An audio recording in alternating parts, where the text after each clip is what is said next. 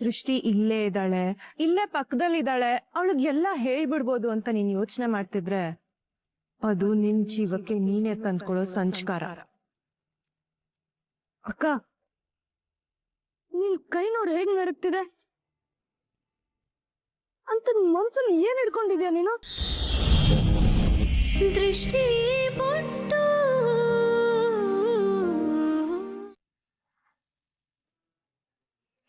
ಅಂದ್ರೆ ನನ್ ಗಂಡಂಗೆ ನೀವೇ ಏನಾದ್ರೂ ಮಾಡಿದೀರಾ? ಶಾಂತಂ ಪಾಪಂ, ನನ್ ಮೇಲೆ ಯಾಕೆ ದೃಷ್ಟಿ ಡೌಟ್ ಬರ್ತೀಯಾ? ನಾನು ಏನು ಮಾಡಿಲ್ಲ. ಬೇಕಾದ್ರೆ ನನ್ ಗಂಡನ್ ಕೇಳು, ನನ್ ರೂಮ್ ಬಿಟ್ಟು ಆಚೆನೆ ಹೋಗಿಲ್ಲ. ಅವತ್ ನೀವು ವಾರ್ನಿಂಗ್ ಕೊಟ್ಟಿದ್ರಿ ಅಲ್ವಾ, ದತ್ತನ್ನ ನಾನ್ ಸುಮ್ನೆ ಬಿಡಲ್ಲ ಅಂತ. ಹಾ, ಕೊಟ್ಟಿದ್ದೆ. ದತ್ತುಗೇನೋ ಮಾಡೋಣ ಅಂತಾನು ಅನ್ಕೊಂಡಿದ್ದೆ, ಆದ್ರೆ ಆಗ್ಲಿಲ್ಲ. ಪಾಪಿ, ನನ್ ಕೈಯಲ್ಲಿ ಸಾಯ್ಬೇಕಾಗಿತ್ತು. ನನ್ ಕೈಯಲ್ಲಿ ಸಾಯೋ ಅದೃಷ್ಟ ಅವನಿಗಿರ್ಲಿಲ್ಲ.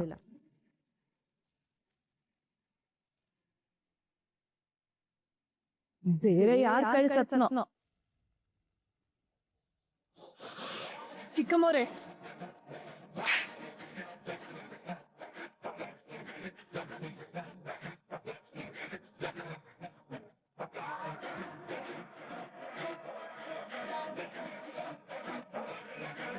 ಸಾರಿ, ನನ್ ಗಂಡ ಸತ್ತಿದ್ದಾರೆ ಅಂತ ಹೇಳಿದ್ರೆ ನಾನ್ ದೃಷ್ಟಿಯಾಗಿರಲ್ಲ.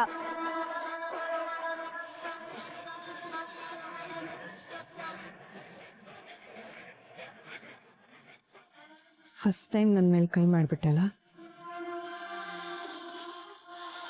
ಇಟ್ಸ್ ಓಕೆ, ಇರ್ಲಿ.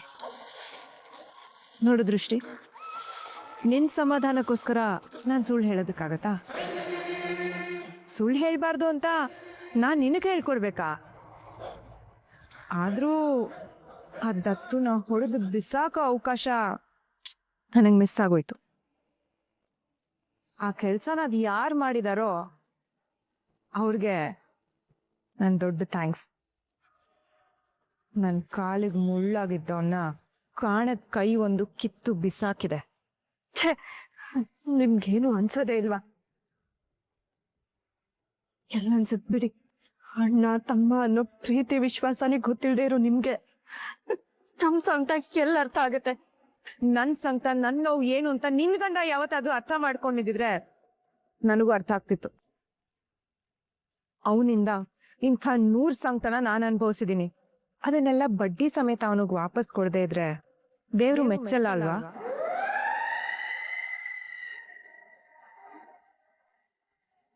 ಏನ್ ಹಾಗೆ ನೋಡ್ತಿದ್ಯಾ ದೃಷ್ಟಿ? ಪಾಯಸ ತಣ್ಣಗಾಯ್ತು ದೃಷ್ಟಿ, ತಗೋ. ನನಗ್ ಬೇಡ ಅಂತ ಎಷ್ಟ್ ಸಾರಿ ಹೇಳ್ಬೇಕು? ಬೇಡ ಅಂದ್ರೆ ಹೇಗೆ ದೃಷ್ಟಿ? ದತ್ತು ಬರ್ತಾನೆ ಅಂತ ಹುಸಿ ನಂಬಿಕೆಯಲ್ಲಿ ಕಾಯೋದಕ್ಕೆ ಎನರ್ಜಿ ಬೇಡ್ವಾ? ಅವನನ್ನು ಹುಡ್ಕೋ ವ್ಯರ್ಥ ಪ್ರಯತ್ನ ಮಾಡೋದಕ್ಕಾದ್ರೂ ಎನರ್ಜಿ ಬೇಡ್ವಾ? ಅಪ್ಪಿ ತಪ್ಪಿ ಆ ದತ್ತು ಸತ್ತು ಅವನ್ ಬಾಡಿ ನಮ್ ಮನೆಗ್ ಬಂದ್ರೆ ಅದ್ರ ಮುಂದೆ ಕುತ್ಕೊಂಡು ಅಳೋದಕ್ಕಾದ್ರೂ ನಿನಗ್ ಶಕ್ತಿ ಬೇಕಲ್ವಾ? ತಮ್ಮ ಬೇಗ ಮನೆಗ್ ಬರ್ಲಿ ಅಂತ ಕೇಳ್ಕೊಳ್ಳೋದ್ ಬಿಟ್ಟು ಅವ್ರ ಸಾವನ್ ಬಯಸ್ತಿದ್ದೀರಲ್ಲ. ನೀವು ಹೆಣ್ಣಲ್ಲ, ರಾಕ್ಷಸಿ.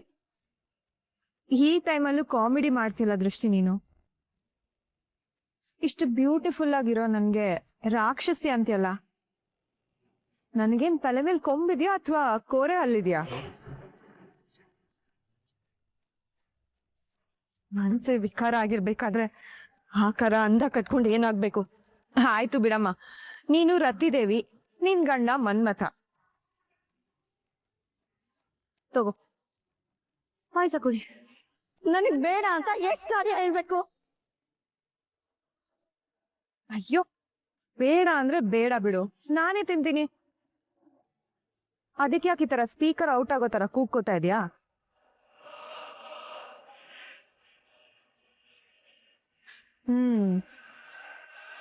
ಎಷ್ಟು ಟೇಸ್ಟಿ ಆಗಿದೆ ದೃಷ್ಟಿ ಪಾಯಸ. ಪ್ರತಿಯೊಂದು ಅಗ್ಳಲ್ಲೂ ತಿನ್ನೋರ್ ಹೆಸರು ಬರ್ದಿರ್ತಾನಂತೆ ಆ ದೇವ್ರು. ಇದ್ರಲ್ಲಿ ನಿನ್ ಹೆಸರು ಇರ್ಲಿಲ್ಲ, ನನ್ನ ಹೆಸರು ಬರ್ದಿತ್ತು ಅಷ್ಟೇ. ದೃಷ್ಟಿ, ಜಾಸ್ತಿ ಅಳಕ್ ಹೋಗ್ಬೇಡ. ಆಮೇಲೆ ಇದು ಹಿಡ್ಕೊಂಡು ಹಾರ್ಟ್ ಅಟ್ಯಾಕ್ ಆದ್ರೆ ಕಷ್ಟ. ಹ್ಮ್.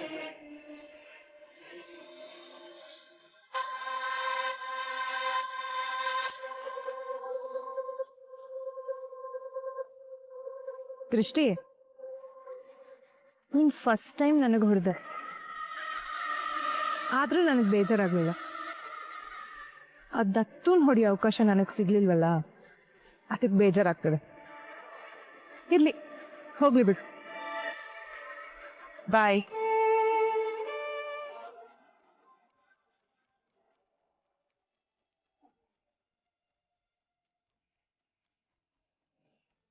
ಇವ್ರು ಆಡ್ತಿರೋದು ನೋಡಿದ್ರೆ ನನ್ನ ಗಂಡಂಗೆ ಏನೂ ಮಾಡಿಲ್ಲ ಅಂತ ಅನಿಸ್ತಾ ಇದೆ. ಆದರೆ ಅವ್ರು ಎಲ್ಲಿಗೆ ಹೋದ್ರು? ಅವ್ರಿಗೇನಾದರೂ ತೊಂದರೆ ಆಯ್ತಾ?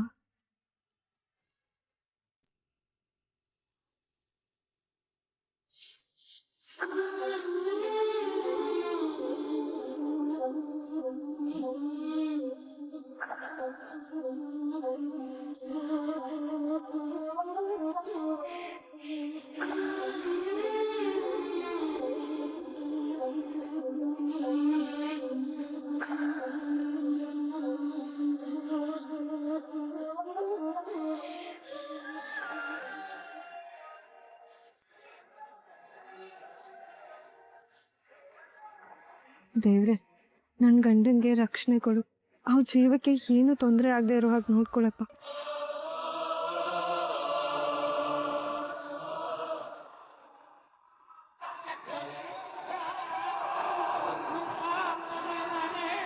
ಅಯ್ಯೋ, ಇದೇನಿದು? ದೀಪ ಹಾರೋಯ್ತಲ್ಲ. ಭಗವಂತ, ಏನಪ್ಪ ಇದ್ರ ಅರ್ಥ? ನನ್ನ ಗಂಡ ಅಪಾಯದಲ್ಲಿದ್ದಾರೆ ಅಂತನಾ? ನಮ್ಗೆ ನೆಮ್ಮದಿಯಾಗಿರೋದಕ್ಕೆ ಬಿಡು ತಂದೆ. ಇಷ್ಟು ದಿನ ನಿನ್ ಕೊಟ್ಟು ಏಟು ಹುಳಿಪೆಟ್ಟು ಅಂತ ಅನ್ಕೊಂಡಿದ್ದೆ. ಹುಳಿಪೆಟ್ಟು ಬಿಟ್ರೇನೆ ಕಲ್ಲು ಶಿಲೆ ಆಗೋದು ಅಂತ. ಆದ್ರೆ ಇದ್ರ ಮೇಲೂ ನೀನ್ ನನಗೆ ಹೊಡೆದ್ರೆ ಶಿಲೆ ಆಗೋ ಬದಲು ಪುಡಿ ಆಗ್ಬಿಡ್ತೀನಿ.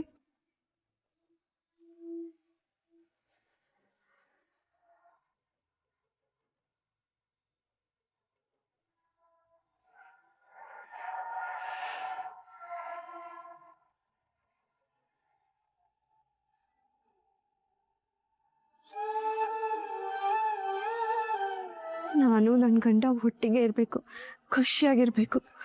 ಆದಷ್ಟು ಬೇಗ ನನ್ನ ಗಂಡ ಮನೆಗೆ ಬರೋ ಹಾಗೆ ಮಾಡಪ್ಪ. ನಾವಿಬ್ರು ದೂರ ಕಾಲ ಚೆನ್ನಾಗಿರೋ ಹಾಗೆ ಮಾಡು.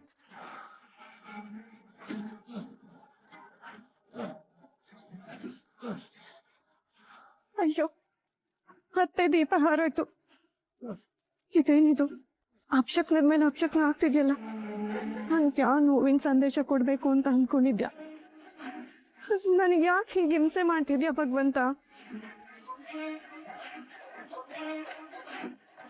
ನನ್ನೇ ನಂಬಿದ್ದೀನಿ, ಕೈ ಬಿಡಬೇಡ. ನನ್ನ ಗಂಡಂಗೆ ಏನೂ ಆಗಲ್ಲ ಅನ್ನೋ ಸೂಚನೆ ಕೊಡು ತಂದೆ.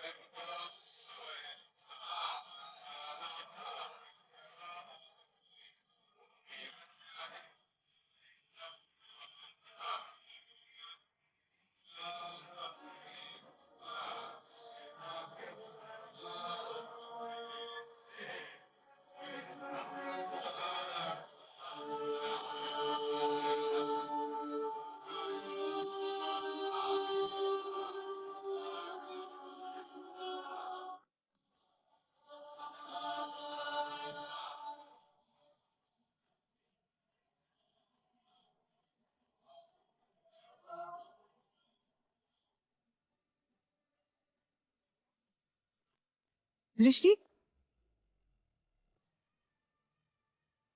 ನನಗೆ ಮಂಗಳಾರತಿ ಕೊಡಲ್ವಾ?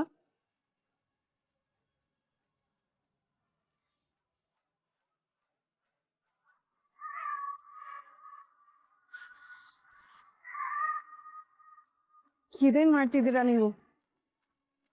ಮಂಗಳಾರತಿನ ಯಾರಾದ್ರೂ ಆರಿಸ್ತಾರ? ನಾನು ಆರಿಸ್ತೀನಿ. ಅದು ಕೆಟ್ಟದ್ದು. ಈ ಮನೆ ಯಜಮಾನ್ರಿಗೆ ಒಳ್ಳೇದಾಗಲ್ಲ. ವಾವ್, ಹಾಗಾದ್ರೆ ಇನ್ನೊಂದ್ಸಲ ಆರತಿ ತಗೊಂಡ್ ಬಾ. ಇನ್ನೊಂದ್ಸಲ ಅಂತ ಆರಿಸ್ತೆ. ಅವ್ರಿಗೆ ಮಾತ್ರ ಅಲ್ಲ, ನಿಮಗೂ ಒಳ್ಳೇದಾಗಲ್ಲ. ದತ್ತುಗೆ ಕೆಟ್ಟದಾದ್ರೆ ನನಗೆ ಒಳ್ಳೇದೇ ಬಿಡು. ಅವನೇನಾದ್ರೂ ಸತ್ರೆ ಇದೇ ದೇವ್ರಿಗೆ 101 ತೆಂಗಿನಕಾಯಿ ಓಡಿಸ್ತೀನಿ. ಏನಾಗಿದೆ ನಿಮ್ಗೆ? ತುಂಬಾ ಖುಷಿ ಆಗಿದೆ. ಇನ್ನು ನನ್ನ ತಮ್ಮನ್ಗೆ ಏನಾಯ್ತು ಅನ್ನೋ ಕೆಟ್ಟ ಸುದ್ದಿ ಬಂದ್ರೆ ಆತ್ಮ ತೃಪ್ತಿ ಆಗಕ್. ನನ್ ಗಂಡನ್ ಹೀಗೆಲ್ಲ ಮಾಡಿದ್ರೆ ನಿಮ್ಗೂ ಒಳ್ಳೇದಾಗತ್ತಾ? ತುಂಬಾ ಪಾಪ ಮಾಡ್ತಿದ್ದೀರಾ ನೀವು. ಹೌದಾ? ಪರವಾಗಿಲ್ಲ ಅನ್ಕೋ. ಪರಿಸ್ಥಿತಿ ಇನ್ನೂ ಹದ್ಗೆಡ್ಲಿ.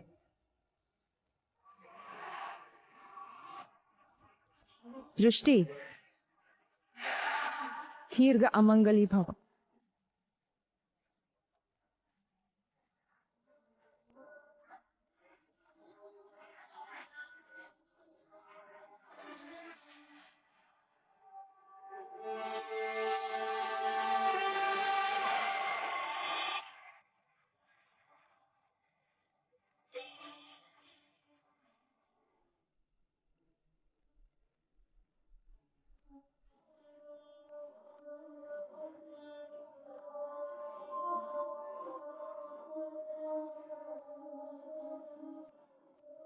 ಅಕ್ಕ, ಮಾತ್ರೆ ತಗೋ.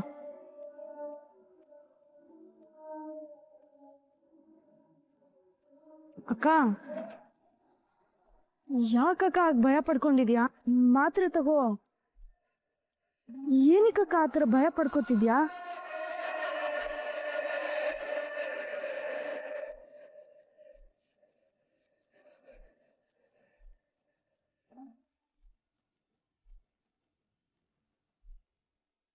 ದೃಷ್ಟಿ ಇಲ್ಲೇ ಇದ್ದಾಳೆ, ಇಲ್ಲೇ ಪಕ್ಕದಲ್ಲಿದ್ದಾಳೆ, ಅವಳಿಗೆಲ್ಲ ಹೇಳ್ಬಿಡ್ಬೋದು ಅಂತ ನೀನ್ ಯೋಚನೆ ಮಾಡ್ತಿದ್ರೆ ಅದು ನಿನ್ ಜೀವಕ್ಕೆ ನೀನೇ ತಂದ್ಕೊಳೋ ಸಂಸ್ಕಾರ. ಅಕ್ಕ, ನಿನ್ ಕೈ ನೋಡಿ ಹೇಗ್ ನಡುಕ್ತಿದೆ ಅಂತ ನಿನ್ ಮನ್ಸಲ್ಲಿ ಏನ್ ಹಿಡ್ಕೊಂಡಿದ್ಯಾ ನೀನು?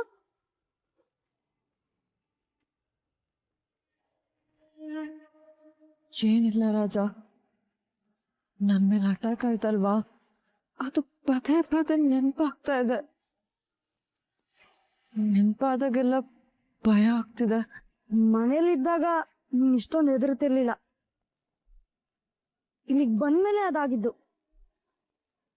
ಅದ್ರಲ್ಲೂ ಶರವತಿ ಚಿಕ್ಕಮ್ಮವ್ರನ್ನ ನೋಡಿದ ತಕ್ಷಣ ಒಳ್ಳೆ ಜೀವ ಹೋದಂಗ್ ನಡ್ತಿಲ್ಲ. ಯಾಕೆ? ನಿನ್ಗೂ ಅವ್ರಿಗೂ ಏನಂತದ್ದು? ಅದು ರಾಜ, ಹಾಗೆಲ್ಲ ಏನೂ ಇಲ್ಲ. ನಾನು ಅವ್ರು ನನ್ಗೆ ಏನೋ, ಅವ್ರು ದೊಡ್ಡವರಲ್ವಾ, ಅದಕ್ಕೆ ಮರ್ಯಾದೆ ಅಷ್ಟೇ.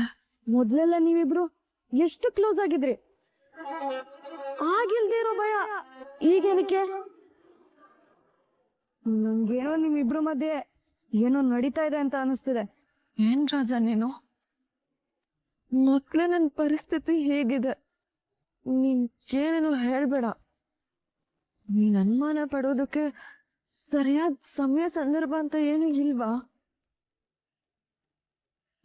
ಗಟ್ಲೆ ರಕ್ತ ಹೋಗಿದೆ, ವೀಕ್ನೆಸ್ಗೆ ಕೈ ನಡುಕ್ತಾ ಇದೆ, ಅದಕ್ಕೆಲ್ಲ ನೀನ್ ಅರ್ಥ ಕಟ್ತಿಯಲ್ಲ. ನಾನು ನೆಮ್ಮದಿ ಆಗಿರೋದು ನಂಗೆ ಇಷ್ಟ ಅಲ್ವಾ? ಸರಿ ಸರಿ, ಟೆನ್ಷನ್ ಆಗ್ಬೇಡ. ಈಗ ಮಾತ್ರೆ ತಗೊಂಡು ರೆಸ್ಟ್ ಮಾಡು. ಇವಳೇನೋ ಸುಳ್ಳು ಹೇಳ್ತಿದ್ದಾಳೆ. ಶರಾವತಿ ಚಿಕ್ಕಮ್ಮವ್ರನ್ನ ನೋಡಿದ್ರೆ ಇವಳು ಯಾಕಷ್ಟು ಭಯ ಪಡ್ತಾಳೆ? ಅದೇನು ಅಂತ ನಾನು ತಿಳ್ಕೋಬೇಕು.